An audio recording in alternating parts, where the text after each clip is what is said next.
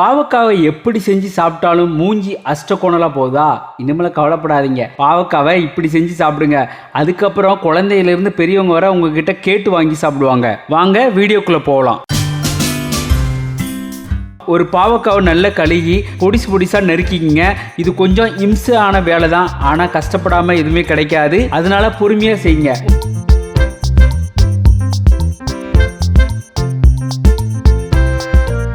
ரெண்டு தக்காளி எடுத்துக்கங்க, அதையும் பொடி பொடியா நறுக்கிக்கங்க. ஒரு பெரிய வெங்காயத்தை எடுத்துக்கங்க, அதையும் பொடி பொடியா நறுக்கிக்கங்க. கொஞ்சம் பூண்டு, 2 பச்சை மிளகாவும் சேர்த்து எடுத்துக்கங்க. ஒரு பவுல் நிறைய துருவன தேங்காய் எடுத்துக்கங்க. 1 டீஸ்பூன் ஜீரகம் எடுத்துக்கங்க. ரெண்டையும் சேர்த்து மிக்சியில் போட்டு இந்த மாதிரி பேஸ்ட் பண்ணிக்கங்க. அடுப்பை பற்ற வைங்க. தேவையான அளவு எண்ணெயை ஊற்றுங்க. கொஞ்சம் கடுகு போடுங்க.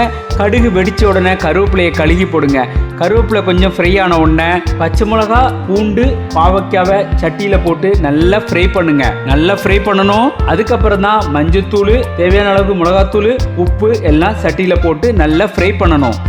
அதுக்கப்புறம் தான் முக்கியமாக நாம வெட்டி வச்ச வெங்காயத்தையும் தக்காளியும் போடணும். முதல்ல போடக்கூடாது. தேவையான அளவு கரைச்சி வச்ச புளி கரைசல அதில் ஊத்துங்க. இப்ப தேவையான அளவு தண்ணி சேர்த்துக்குங்க. நல்லா கிளறி விட்டுட்டு மூடி வச்சிருங்க. 5 நிமிஷத்துக்கு அதை கொதிக்க விடணும். அப்புறமா நாம அரைச்சி வச்ச பேஸ்ட்டை அதில் போட்டு நல்லா கிளறி விட்டுட்டு திருப்பியும் மூடி வச்சிடணும். திறந்து பார்த்தா இப்ப பாவக்காய் கூட்டு ரெடி.